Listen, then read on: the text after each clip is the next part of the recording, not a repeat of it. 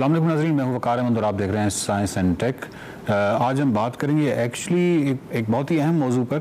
हम जानते हैं कि क्लाइमेट चेंज की वजह से बहुत सारी तब्दीलियां आ रही हैं और स्पेशली जो हमारे मछेरे हैं वो बहुत ज़्यादा बेरोज़गारी के शिकार हुए हैं। बहुत ज़्यादा बेरोज़गारी जो है वो जो हमारी साहिली पट्टी है उस तरफ बहुत सारी फैली है और इसकी बहुत सारी वजूहत हैं। लेकिन इसका हल क्या है? इसका एक हल जो है वो इब्न फाजिल बताते हैं हमें। और इब्न फाजिल साहब बहुत शुक्रिया। एक आपकी जो सबसे खूबसूरती है वो ये है कि चले मसला तो अपनी जगह पे होता ही है, लेकिन जो आप ज़्यादा आपका जो फोकस है वो सोल्यूशन पे रहता है। इसका क्या सोल्यूशन है कि हमारी जितनी भी 990 किलोमीटर का हमें साहिल लगता है, तो इससे हम क्या फ़ायदा हासिल कर सकते हैं और या कम से कम बेरोज़गारी किसी हद तक कम हो सकती है? इस सवाल से कुछ बताइए। बड़ा अच्छा सवाल किया जी आपने। और इसके कई सोल्यूशन हैं, लेकिन आज एक पे हम बात करते हैं। ठीक। अभी जेली खाई हो आपने? जेली जो होती है बच्चे बड़े शौक से खाते हैं।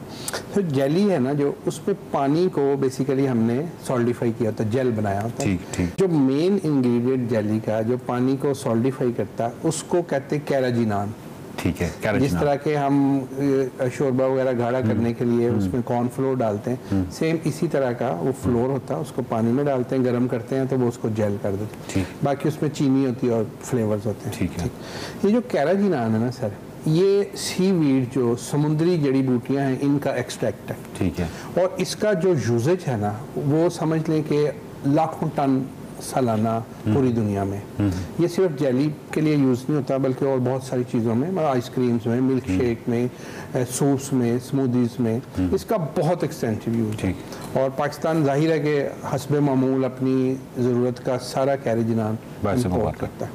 अच्छा, इसके लिए एक टाइप ऑफ जो वीड है समुंदर के अंदर लगती है उसको आयरस मॉस कहते हैं, क्योंकि ये डिस्कवर आइलैंड के साहिल पे हुई थी तो उसकी वजह से इसका नाम।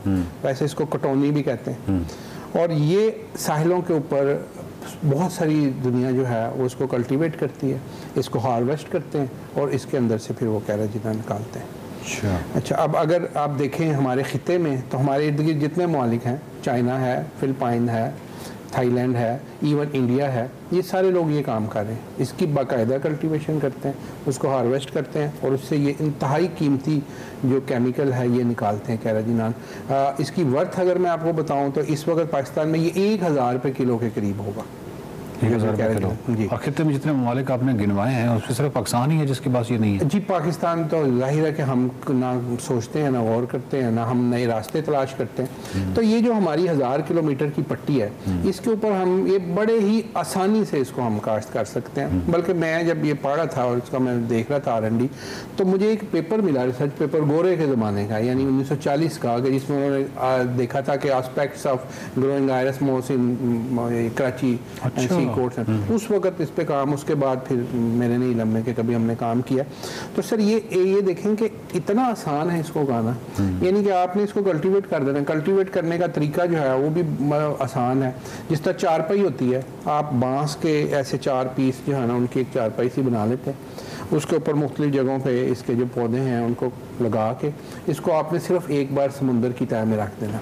Deep in the sea, 6-7 foot जो साहिल के साथ होता है, साहिल के साथ जो एरिया होता है उसमें पानी जो है वो आमतौर पे 1 मीटर से 2 मीटर तक जहाँ पे है उसमें आपने रख देना ताकि कुछ लाइट भी उसको मिलती रहे और कुछ होता। तो सर ये आप कुछ भी नहीं करते, सिर्फ एक बार उसको रख के आ जाते हैं उसके अंदर। उसके बाद ये कोई समझ लें कि 40 डेज के अंदर ये इसका वेट 4 टाइम्स हो जाता है। आप घर बैठे अपने सारे काम करें जो आप कर रहे हैं और आपकी जो खेती है वो वहाँ पे चल रही है, आपकी फैक्ट्री चल रही है। 40 दिन बाद आपने जाना है और आपने 1/3 उसका मांस जो है ना वो काट के ले आना है, या 1/3 जो आपका 1/3 वहाँ रह जाएगा वो आपको अगले 40 दिन बाद फिर उतना ही मांस दे देगा। तो वंस फॉर ऑल आपने ये एफर्ट करनी है, इसको लर्न करना है, हमारे बंदों को हमने सिखाना है और इसको हमने कल्टीवेट करना है। तो उसको जब आप उस वहाँ से कल्टीवेट करते हैं वहीं से ये उसी फॉर्म में आप बेच सकते हैं या बीच में कुछ और प्रोसेस? डेफिनेटली जो बनाएगा वो तो उसी फॉर्म में बेच देगा ना। उसके बाद उसको ड्राई करते हैं, मोस्टली जो ड्राई फॉर्म में वो वाला प्रोसेस पाकिस्तान में है। हाँ जी, वो आगे तो कोई मसला नहीं ना। मतलब ये कि जिस तरह अभी कॉर्नफ्लोर निकालते हैं, क्या मसला है कॉर्नफ्लोर, कॉर्न से निकालना को बहुत मुश्किल काम तो नहीं। जब हमारे पास रॉ मटेरियल की अवेलेबिलिटी हो जाएगी तो फिर अगला प्रोसेस भी शुरू हो जाएगा, कहीं से शुरू तो करेंगे ना हम।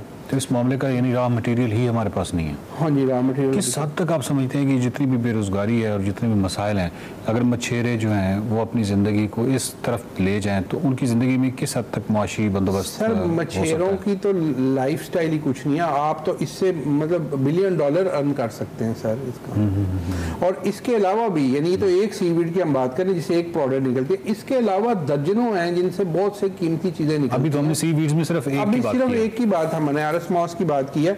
इसमें मतलब है कि आप 250 किस्में हैं जिनके अंदर से आपकी बहुत सारी यूजफुल चीज़ें हैं, आपकी जो न्यूट्रिशन है। बल्कि मैं आपको बताऊं कि ये जो आपकी वाइटनिंग क्रीम होती है इसका एक केमिकल सीवीड में से निकलता है। फिर आप ये जो स्किन पॉलिश करते हैं उसका जो बहुत ही इफेक्टिव केमिकल होता है वो सीवीड्स में से निकलता है। एक तवील लिस्ट है सर।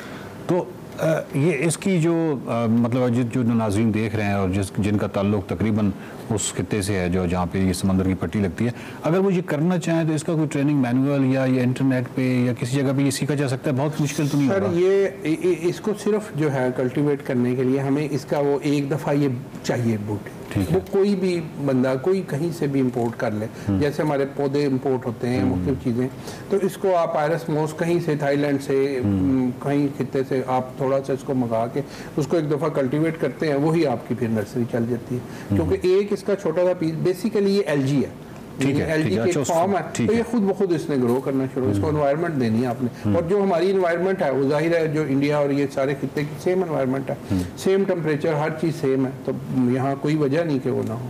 नाज़रीन, बात यह है कि कुदरत ने किसी जगह पे गफलत नहीं बरती हमें वसाइल देने में, बल्कि बहुत फयाजी से काम लिया है। बल्कि दूसरे ममालिक से देखें तो कुछ ज़्यादा ही फयाजी से काम लिया है, जिस तरह पाकिस्तान को वसाइल दिए गए हैं। लेकिन उसके बाद गफलतों की दास्तान है वो बहुत तवील है, और उस तवील दास्तान की एक एक कहानी जो है वो हम सेगमेंट्स की शक्ल में अपने फाजिल के साथ डिस्कस करते हैं। अपने फाजिल साहब हम बताते हैं कि कौन कौन सी कमियां हैं जो हमारे अंदर हैं। ये कमियों को दूर करने की ज़रूरत है।